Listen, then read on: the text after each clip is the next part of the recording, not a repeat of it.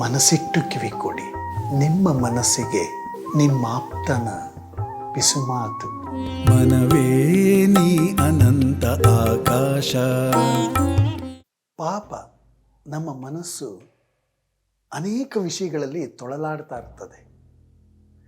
ಪಾಪದ ನಮ್ಮ ಮನಸ್ಸಿನ ಮಿತಿ ಮೀರುವ ಆಲೋಚನೆಗಳನ್ನು, ಅವುಗಳ ನಿರಂತರ ಚಲನೆ, ರೇಸಿಂಗ್ ಥಾಟ್ಸ್ಗಳು, ಇದು ವಿಚಲಿತ, ಹುಚ್ಚುಕೊಡಿ ಮಂಗ ಅಂತ ಏನಾರ ಅಂದ್ಕೊಳ್ಳಿ, ಅದನ್ನು ಅಂದರೆ ಆ ಆಲೋಚನೆ ನಾವು ಒಂದು ಹಂತಕ್ಕೆ ತರಬೇಕು ಅಂತಂದರೆ ಕೆಲವು ತಂತ್ರಗಳನ್ನು ನಾವು ಬಳಸಬೇಕು. ಮನಸ್ಸಿನ ಚಲನೆಯ ಮಾರ್ಗವನ್ನು ಬದಲಿಸಿ, ಅದರ ವೇಗವನ್ನು ತಗ್ಗಿಸಿ, ಅದು ಏನು ಕೆಲಸ ಮಾಡ್ತಿದೆಯೋ ಅದರಿಂದ ಅದನ್ನು ಮುಕ್ತಿಗೊಳಿಸಿ, ಅದಕ್ಕೆ ಒಂದು ಹದಕ್ಕೆ ತರೋದಕ್ಕೆ ಬೇಕಾಗಿರುವ ಒಂದು ಸೂತ್ರ ಏನು ಅಂದರೆ ಅದು ಸಾವಧಾನ. ಅಂದರೆ ಗಮನನೇ. ಸಾವಧಾನ ಅಂತಂದರೆ ಗಮನನೇ.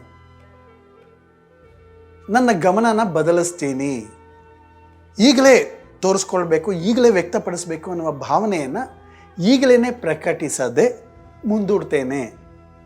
ನನ್ನಲ್ಲಿ ಈಗ ಏನೋ ಭಾವೋದ್ರೇಕ ಉಂಟಾಗಿದೆ, ಈ ಉದ್ರೇಕ ತಿಳಿಯಾಗುವುದಕ್ಕೆ ಕಾಯುತ್ತೇನೆ. ಭಾವೋದ್ವೇಗಕ್ಕೆ ಒಳಗಾಗದೆ ನನ್ನಲ್ಲಿರುವ ವಿವೇಕಕ್ಕೆ ಕೆಲಸ ಮಾಡೋಕ್ಕೆ ಅವಕಾಶ ಕೊಡ್ತೇನೆ. ಈ ಉದ್ವಿಗ್ನ ಮನಸ್ಥಿತಿಗೆ ಕಾರಣ ಏನೇ ಇರಲಿ, ನಾನು ಈ ಪ್ರವಾಹದ ಸೆಳೆತಕ್ಕೆ ಸಿಗುವುದಿಲ್ಲ. ಅದನ್ನು ಎದುರಿಸುವ ಮನೋಬಲ ನನ್ನಲ್ಲಿದೆ. ಈ ಜಗತ್ತಿನಲ್ಲಿ ನನ್ನ ಆಲೋಚನೆಗಳನ್ನು ಗಮನಿಸುವ, ಅವುಗಳನ್ನು ಸರಿದಾರಿಗೆ ತರುವ ಮತ್ತು ಅದನ್ನು ಬೇಕಾದ ಹಾಗೆ ಪಳಗಿಸುವ ಹಕ್ಕು ಮತ್ತು ಅಧಿಕಾರ, ಜೊತೆಗೆ ಸಾಮರ್ಥ್ಯ ಇರೋದು ನನಗೆ ಮಾತ್ರವೇ. ಈ ಅರಿವಿನ ಹೊಳಹು ನಮಗೆ ಬೇಕಾಗಿರೋದು.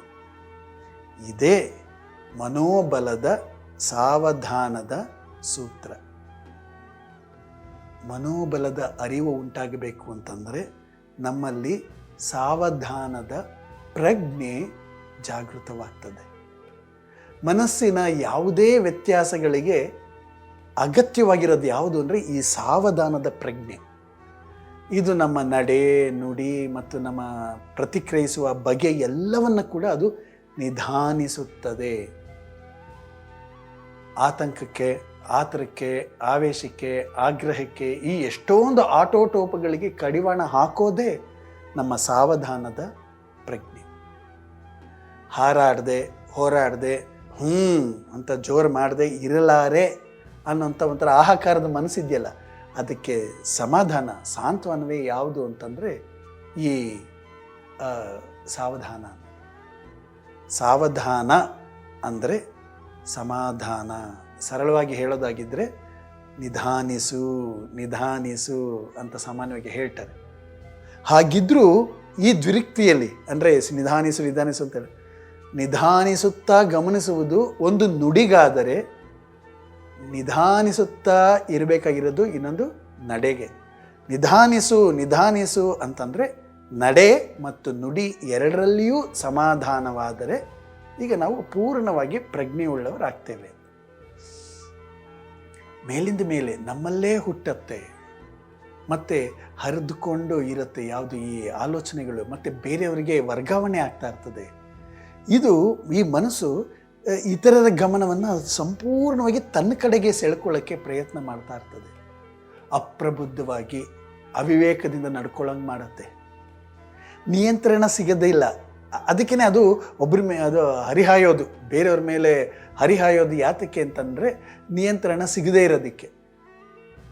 ಯಾವಾಗ ಮನಸ್ಸು ತನ್ನನ್ನು ತಾನು ನಿಯಂತ್ರಿಸಿಕೊಳ್ಳಲು ಸಾಧ್ಯವಾಗೋದಿಲ್ವೋ ಆಗ ಅದೇನು ಮಾಡ್ತದೆ, ತನ್ನ ಆಕರ್ಷಣೆಯನ್ನು ಪಡೆದುಕೊಳ್ಳೋದಕ್ಕೆ ಬೇರೆಯವ್ರ ಮೇಲೆ ಹರಿಹಾಯ್ತಾ ಇರ್ತದೆ. ರಕ್ತ ಕುದಿಯತ್ತೆ, ಕೋಪ ಬರುತ್ತೆ, ರಕ್ತ ಕುದಿಯತ್ತೆ, ಕಣ್ಣೀರು ಹರಿಯತ್ತೆ, ಉಸಿರಾಟದ ವೇಗ ಹೆಚ್ಚತ್ತೆ, ಶಾರ್ಟ್ನೆಸ್ ಆಫ್ ಬ್ರೀದಿಂಗ್ ಆಗ್ತಾ ಹೋಗುತ್ತೆ, ಕೈಕಾಲುಗಳು ನಡುಗ್ತಾ ಹೋಗುತ್ತೆ, ಮತ್ತು ಒಂಥರ ಒಳಗಡೆ ಎಲ್ಲ ನಾಚಿಕೆ ಆಗ್ತದೆ, ಮತ್ತು ತನ್ನ ತಾನೇ ಅಪಮಾನಿಸ್ಕೊಂಡಂಗೆ ಅದಕ್ಕೆ ಭಾವನೆ ಉಂಟಾಗ್ತದೆ.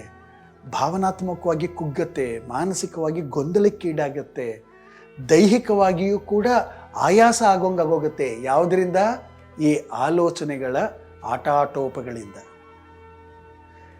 ಇವುಗಳ ಬಗ್ಗೆ ಪ್ರಜ್ಞಾಪೂರ್ವಕವಾದ ಗಮನವನ್ನು ಹರಿಸುವುದು ಮತ್ತು ಆ ಎಲ್ಲ ಆಗುಹೋಗುಗಳನ್ನು ಸಾಕ್ಷೀಕರಿಸಿಕೊಳ್ಳುವುದು ಮೊಟ್ಟ ಮೊದಲ ಅಗತ್ಯವಾದಂತಹ ಕೆಲಸ ಆಗ್ತದೆ. ಈ ಪೂರ್ತಿ ಪ್ರಜ್ಞೆ, ಅದನ್ನೇ ಪೂರ್ಣ ಪ್ರಜ್ಞೆ ಅನ್ನೋದು. ಈ ಪೂರ್ಣ ಪ್ರಜ್ಞೆಗೆ ಅದಕ್ಕೆ ಮುಂಚೆಗೆ, ಇದನ್ನು ಸಾಧಿಸೋದಕ್ಕೆ ಮುಂಚೆಗೆ ಅಗತ್ಯವಾಗಿರೋದೇನು ಅಂತಂದರೆ ಸಾವಧಾನದ ಸಾಕ್ಷಾತ್ಕಾರ. ಸಾವಧಾನ ಅನ್ನೋದು ಬಹಳ ಮುಖ್ಯ. ಇದನ್ನು ಸಾಧಿಸೋದಕ್ಕೆ ನಮಗೆ ಕೆಲವು ಟೆಕ್ನಿಕ್ಸ್ಗಳಿದೆ, ಕೆಲವು ತಂತ್ರಗಳಿದೆ. ಆ ತಂತ್ರದ ಸೂಕ್ಷ್ಮತೆ ಏನು ಅಂದರೆ, ಒಳಗಿನ ಪ್ರಭಾವ ಹೊರಗಿನ ಚಟುವಟಿಕೆಯನ್ನು ಉಂಟು ಮಾಡ್ತದೆ. ಒಳಗಿನ ಪ್ರಭಾವ ನಮಗೆ ಕಾಣಿಸ್ದೇ ಇರೋದು, ಅಬ್ಸ್ಟ್ರಾಕ್ಟ್, ಅಮೂರ್ತ, ಕೈಗೆಟಕಲ್ಲ. ಅದೇ ಒಳಗಿನ ಪ್ರಭಾವವೇ ಹೊರಗಿನ ಚಟುವಟಿಕೆಯನ್ನು ಉಂಟು ಮಾಡೋದು. ಆದರೆ ಹೊರಗಿನ ಚಟುವಟಿಕೆ ಏನು? ಭೌತಿಕವಾಗಿರೋದು ಅಥವಾ ಶಾರೀರಿಕವಾಗಿರೋದು. ಅದು ಕೈಗೆಟಕುವುದರಿಂದ ಅದು ನಮಗೆ ಕೈಗೆಟಕತ್ತೆ, ಅಂದರೆ ನಮಗೆ ಅದರ ಮೇಲೆ ಗಮನಿಸೋಕ್ಕಾಗತ್ತೆ. ಅದರಿಂದ ನಾವು ಒಳಗಿನ ಪ್ರಭಾವವನ್ನು ತಗ್ಗಿಸಬಹುದು. ನೋಡಿ, ಈ ಮನಸ್ಸಿನ ವಿಕೋಪದಿಂದ ಈ ಉಸಿರಾಟದಲ್ಲಿ ಏರಿಳಿತ ಉಂಟಾಗತ್ತೆ. ಮನಸ್ಸು ಅಮೂರ್ತವಾದ ಚಟುವಟಿಕೆ ಅಂದರೆ ಅಬ್ಸ್ಟ್ರಾಕ್ಟ್ ಇರುತ್ತದೆ, ಅದರದ್ದು ಆ್ಯಕ್ಟಿವಿಟಿ. ಉಸಿರಾಟ ಏನು? ಕಾಣುವಂತಹ, ಅಂದರೆ ನಮಗೆ ನಿಯಂತ್ರಣದಲ್ಲಿ ಸಿಗುವಂತಹ ಆ್ಯಕ್ಟಿವಿಟಿ, ಚಟುವಟಿಕೆ. ಈಗ ಉಸಿರಾಟದ ಕಡೆಗೆ ಗಮನ ಹರಿಸಬೇಕು. ವೇಗವಾಗಿ ಉಸಿರಾಟ ತೀವ್ರಗತಿಯಲ್ಲಿ ಆಗ್ತಾ ಇದೆ ಅಂತಂದರೆ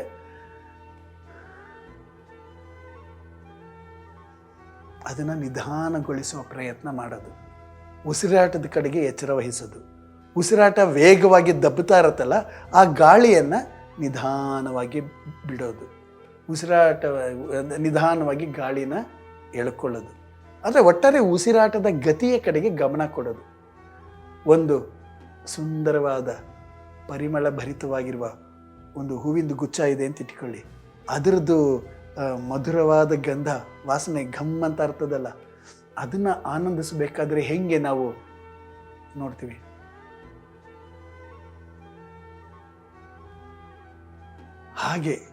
ಹಾಗೆ ಉಸಿರನ್ನ ನಿಧಾನವಾಗಿ ತಗೊಳ್ಳೋದು, ನಿಧಾನವಾಗಿ ಉಸಿರು ಹೇಳ್ಕೊಳ್ಳೋದು.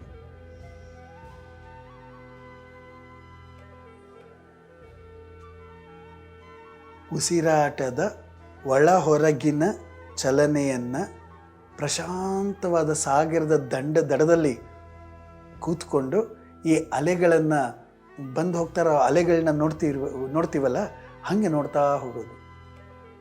ಗಾಳಿನೇ ಒಂಥರ ಬೆಳಕು ಥರ ಆಗಿಬಿಟ್ಟು ಅದನ್ನು ನಾವು ಮೂಗಿನಿಂದ ಒಳಗಡೆ ಎಳ್ಕೊಂಡು ಅದೇ ಬೆಳಕನ್ನ ಮತ್ತೆ ಹೊರಗಡೆ ಕಳಿಸೋಂಗೆ ಉಸಿರಾಟ ಮಾಡೋದು. ಈ ಉಸಿರಾಟದಲ್ಲಿ ಒಳಗೆ ಮತ್ತು ಈ ಒಳಗೆ ಪ್ರವೇಶಿಸುತ್ತಲ್ಲ ಅನಿಲ, ಆ ಜೀವಾನಿಲ, ಅದು ಜೀವಂತಿಕೆಯನ್ನು ಕೊಡುವಂಥದ್ದು. ಆ ಜೀವಾನಿಲ ಈ ಶ್ವಾಸಕೋಶವನ್ನೆಲ್ಲ ತುಂಬಿ ದೇಹವನ್ನೆಲ್ಲ ಆವರಿಸ್ತಾ ಇದೆ ಅನ್ನುವಂತೆ ಭಾಸ ಆಗೋದು.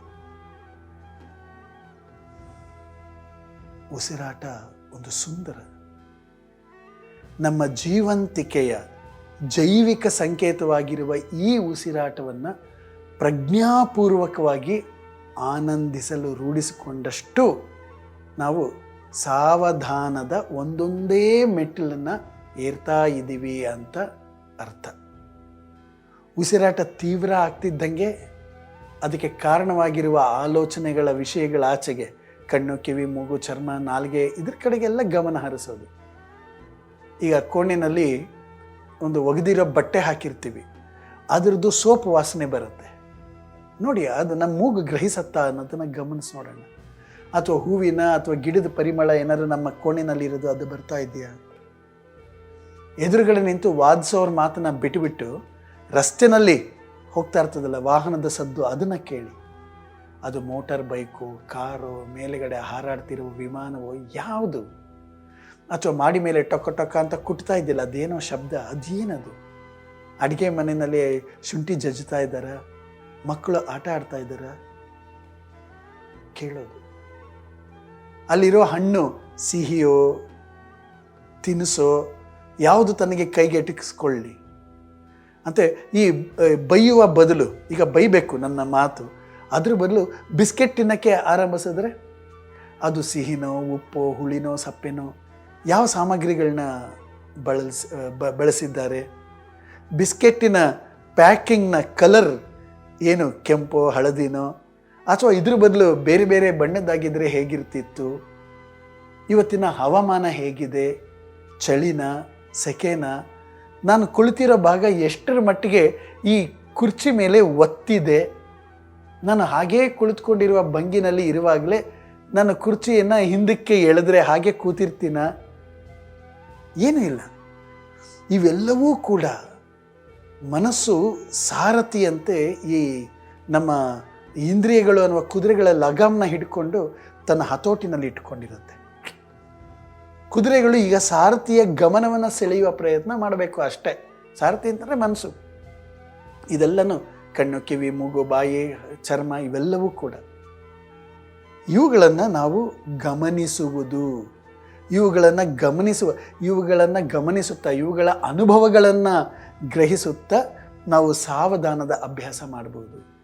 ನಮಗೆ ಬೇಡವಾದ ಅಥವಾ ನಮಗೆ ತೊಂದರೆಯನ್ನುಂಟು ಮಾಡುವ ಆಲೋಚನೆಗಳನ್ನು ಬಿಟ್ಟು ಅಗತ್ಯವಾದ, ನಮಗೆ ಪೂರಕವಾದ ಆಲೋಚನೆಗಳ ಕಡೆಗೆ ಮಾರ್ಗಪಲ್ಲಟ ಮಾಡಿಸುವುದಕ್ಕಾಗಿಯೇ ಸಾವಧಾನದ ಸೂತ್ರ ನಮಗೆ ಬೇಕಾಗಿರುವುದು. ಸಾವಧಾನವಾಗಿರುವುದು ಒಂದು ಮನಸ್ಸಿನ ಆರೋಗ್ಯವನ್ನು ಕಾಪಾಡುವಂತಹ ತಂತ್ರ. ಮನಸ್ಸಿರುವವರಿಗೆ ಮಾನಸಿಕ ಸಮಸ್ಯೆಗಳು ತಪ್ಪಿದ್ದೇನಲ್ಲ, ಹೃದಯ ಇರುವವರಿಗೆ ಭಾವನೆಗಳ ತೊಳಲಾಟವು ಕೂಡ ತಪ್ಪಿದ್ದೇನಲ್ಲ. ಸಂಘರ್ಷ, ಸಮಸ್ಯೆ, ಒತ್ತಡ, ಆತಂಕ, ಸಂಘರ್ಷ ಇವೆಲ್ಲವೂ ಇದ್ದೇ ಇರ್ತದೆ. ನಿಮ್ಮಲ್ಲಿ ಯಾವುದೇ ಪ್ರಶ್ನೆಗಳಿದ್ದರೆ, ಸಂದೇಹಗಳಿದ್ದರೆ, ಸಮಸ್ಯೆಗಳಿದ್ದರೆ, ಹೇಳಿಕೊಳ್ಳಲಾಗದ, ಯಾರೊಂದಿಗೂ ಹೇಳಿಕೊಳ್ಳಲಾಗದಂತಹ ವಿಷಯಗಳು ನಿಮ್ಮನ್ನು ಕಾಡ್ತಾ ಇದ್ದರೆ ನೀವು ನಮ್ಮೊಂದಿಗೆ ಬಹಳ ಮುಕ್ತವಾಗಿ ಹಂಚಿಕೊಳ್ಳಿ. ಹೀಗೆ ಹಂಚ್ಕೊಳ್ಳೋದ್ರಿಂದ ಏನಾಗ್ತದೆಯೋ, ಐಡೆಂಟಿಟಿ ರಿವೀಲ್ ಆಗಿ ಎಲ್ಲ ವಿಷಯಗಳು ಗೊತ್ತಾಗತ್ತೇನೋ ಅನ್ನುವಂತಹ ಭಯ ಬೇಡ. ನಿಮ್ಮ ಗೋಪ್ಯತೆಯನ್ನು ಕಾಪಾಡುವುದು, ನಿಮ್ಮ ಐಡೆಂಟಿಟಿಯನ್ನು ನಾವು ರಿವೀಲ್ ಮಾಡದೇ ಇರುವುದು ನಮ್ಮ ನೈತಿಕ ಹೊಣೆಗಾರಿಕೆ ಆಗಿರ್ತದೆ. ಹಾಗಾಗಿ ನೀವು ಈ ಕೆಳಕಂಡಂತಹ ನಂಬರ್ಗೆ ನೀವು ವಾಟ್ಸಪ್ ಮೆಸೇಜ್ ಮಾಡಬಹುದು ಅಥವಾ ವಾಯ್ಸ್ ನೋಟ್ ಕೂಡ ಕಳಿಸ್ಕೊಡ್ಬೋದು. ಯಾರಿಗೂ ಹೇಳಿಕೊಳ್ಳಲಾಗದಂತಹ ನಿಮ್ಮ ಸಮಸ್ಯೆಗಳನ್ನು ಹೇಳ್ಕೊಳ್ಳಿ. ನಿಮ್ಮ ಬಗ್ಗೆ ಆಗಲಿ, ನಿಮ್ಮ ಸಂಬಂಧಗಳ ಬಗ್ಗೆ ಆಗಲಿ, ಅಥವಾ ನಿಮ್ಮ ಮನೆಯವರ ಮಕ್ಕಳ ಬಗ್ಗೆ ಆಗಲಿ, ಯಾವುದಾದ್ರೂ ಸರಿಯೇ. ಇದಕ್ಕೆ ಒಂದು ಯಾವುದೋ ರೀತಿಯ ಒಂದು ಮಾರ್ಗೋಪಾಯ ಇರ್ತದೆ. ಸಾಧ್ಯವೇ ಇಲ್ಲ ಅಂತ ಅನ್ನುವಾಗ ಡೆಡ್ ಎಂಡ್ ಅಂತ ಏನು ಇರೋದಿಲ್ಲ, ಬೇರೆ ಕಿಟಕಿಗಳು ತೆಗೆದಿರ್ತವೆ. Thank you.